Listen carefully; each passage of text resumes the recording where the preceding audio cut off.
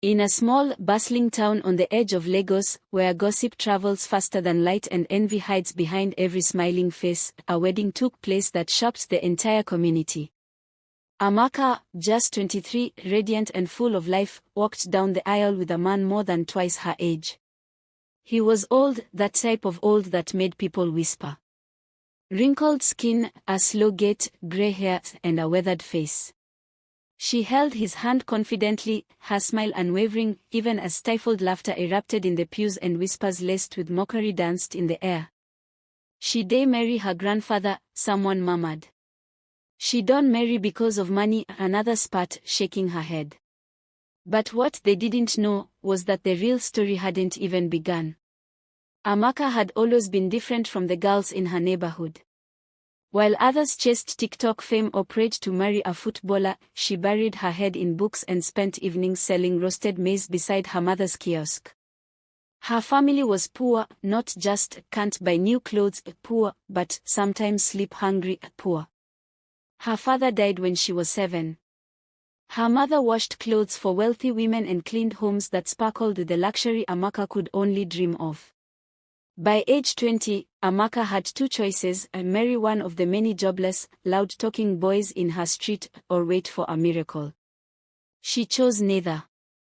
Instead, she took up a part-time job at a rundown hotel as a receptionist. That's where she met Mr. Ease. He was strange, quiet, polite, always dressed like an old professor, and often lost in thought. He checked into the cheapest rooms, never spoke much, and paid with crumpled naira notes. No one suspected he was wealthy. Certainly not the girls who mocked her for always greeting him with a smile and standing to serve him tea personally. Then one rainy evening, while thunder roared like angry spirits, Mr. Is collapsed in the lobby. Amaka screamed for help. None came.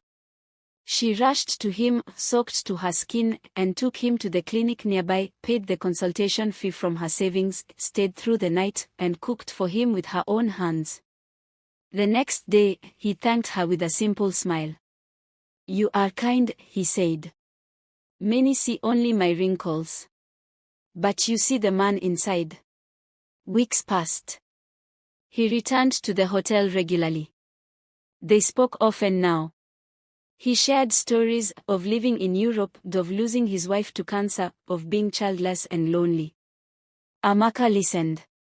No man had ever spoken to her with such respect, such quiet grace. And when he asked for her hand in marriage months later, she said yes. People screamed. Her mother wept. Her friends insulted her. Even strangers sent her anonymous messages calling her a gold digger, a witch, and worse. But Amaka never flinched. She wore her simple lace gown with pride. She said her vows with joy. And she moved into Mr. Iza's small bungalow with peace in her heart. But the peace didn't last long. 3 days into their marriage, Mr. Iz handed Amaka a key. "There's a room I never open," he said. "But I trust you. Go. Open it." She hesitated. The room was at the far end of the house, always locked. She'd assumed it was a storeroom. Her heart pounded as she turned the key. Inside was not dust and cobwebs, but luxury. Stacks of dollars. Gold bars. Fine suits. A safe that opened with a fingerprint. Business documents bearing the name Ezekiel Ugachuku Investments. A framed photo of a young man shaking hands with foreign presidents and CEOs. Amaka gasped. Who are you?" she stammered. He chuckled softly. "I am what I chose to stop being. For years I watched the world chase vanity, fake friends, and greed. I chose to live simply. To find someone who sees beyond surface. You passed the test." She didn't understand. He took her hand and said gently, "I have been a billionaire for decades. I own land from here to Abuja. I've donated millions anonymously. I hid my identity because I wanted a wife, not a beggar with lipstick." Amaka's eyes widened, but her lips trembled. So this was a test. In part, he admitted. But you loved me before you knew. That matters. The next few months felt like a dream. They traveled to Zanzibar. Dined in Paris. Attended charity events where he was quietly honored behind closed doors. He never liked cameras. Never wanted public praise. The world is noisy, he often said. We don't need to shout to live. But the gossip didn't stop. Back in Lagos, people were watching. Her old friends reached out. Fake apologies. Flattery. Demands. I heard your man get money. Oh. Help a sister. Strangers accused her of using charms. Blogs published lies. One even claimed she hypnotized the old man for his will. Amaka was tired. Why do they hate me? She asked him one night. He smiled gently. Because they don't know the full story. And they're not meant to. But then, something happened that neither of them expected. One day, while attending a wedding in Lekki, a group of masked men stormed the venue. Guns. Screams. Chaos. They weren't just robbers. They came for Mr. Ease. Where is the old man billionaire? One barked, yanking a woman by the hair. Amaka froze. How did they know? Mr. Ease stood up slowly, shielding Amaka with his body. Leave the guests, he said. Take me. The men smirked. We don't want you. We want your wife. Amaka was dragged outside. A slap. A blow. They searched her for clues, asking where the gold was kept. She pleaded. I don't know. Please. Suddenly, the gunshot rang out. Sirens. Police. Mr. Ease had pressed a silent alarm from a button on his cane. Within minutes, the kidnappers were caught. But the trauma changed everything. They moved to a different city after that. Somewhere quieter. Amaka stopped using social media. No photos. No flaunting.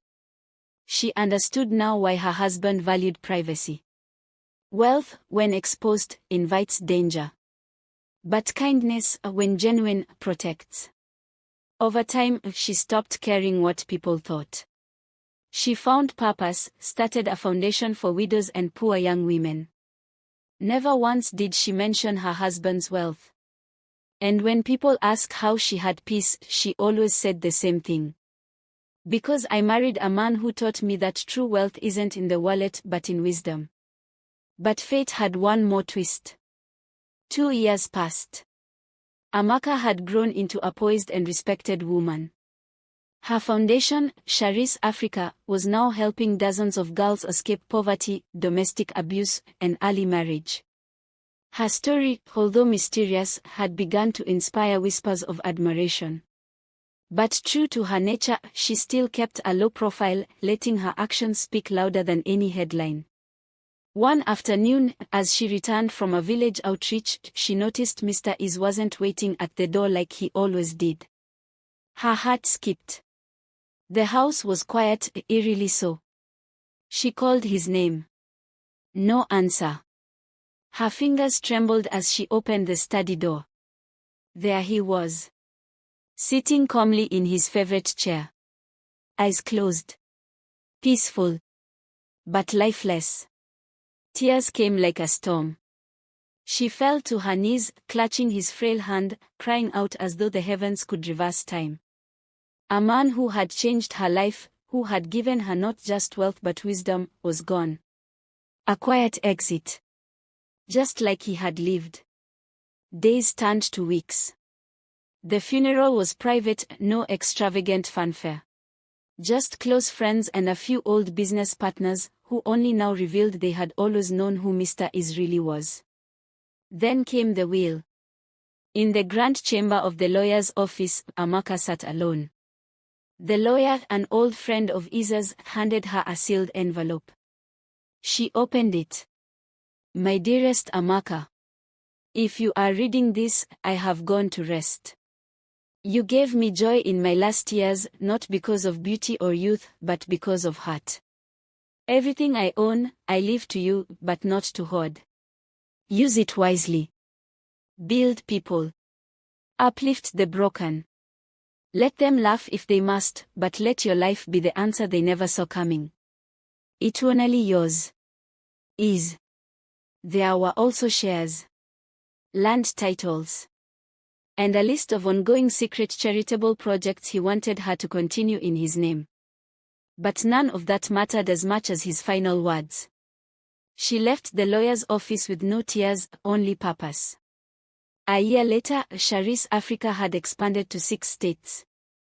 Girls who had once slept under bridges now owned businesses. Widows had farms. Single mothers got scholarships. And Amaka. She was no longer seen as the girl who married an old man. She had become Mama Amaka, a mother to many, a mentor to the lost. People still whispered, "She's lucky. She married into wealth." But those who looked deeper saw a woman who turned scorn into service, laughter into legacy. And when a young reporter once asked her, would you still marry him if he had nothing? She smiled gently and replied, he had nothing to prove, and that's how I knew he had everything. Years later, the town that once ridiculed Amaka now invited her to speak at universities, churches, and conferences. She always began her talks the same way. People laughed when I married an old man. But they didn't know I was marrying wisdom, not wealth. They didn't know I found purpose, not luxury. Her words struck hearts, not because she spoke like a scholar, but because she spoke from scars. Then came an unexpected invitation from her former neighborhood. The same area where women mocked her, men catcalled her, and even her own relatives avoided her. The town's youth center was crumbling, and they needed help. All eyes turned to Amaka. Many expected her to refuse. After all, they had scorned her. But she came, dressed not in designer wear but in a simple Ankara gown and flat slippers. She walked through the same market square where gossip once chased her. The same faces now greeted her with forced smiles, regret glistening in their eyes. At the town hall, she stood in front of hundreds. Behind her was a banner, from mockery to mission, the Amaka Yugachuku story. She didn't gloat. She didn't preach.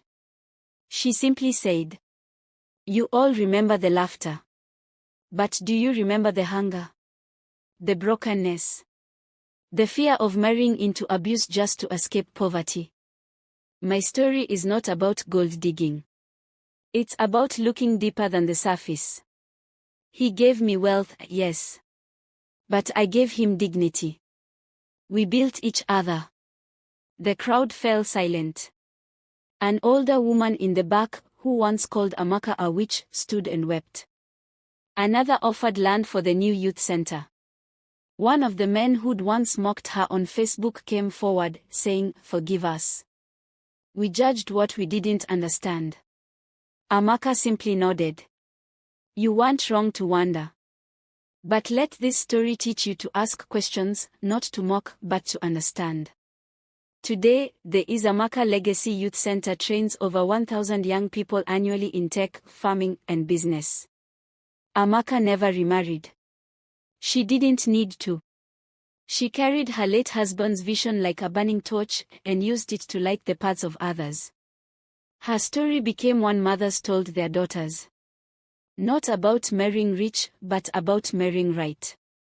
And when someone asked her what her greatest wealth was, she smiled and whispered, "The day I stopped trying to prove myself to the world. And started building a world where others didn't have to."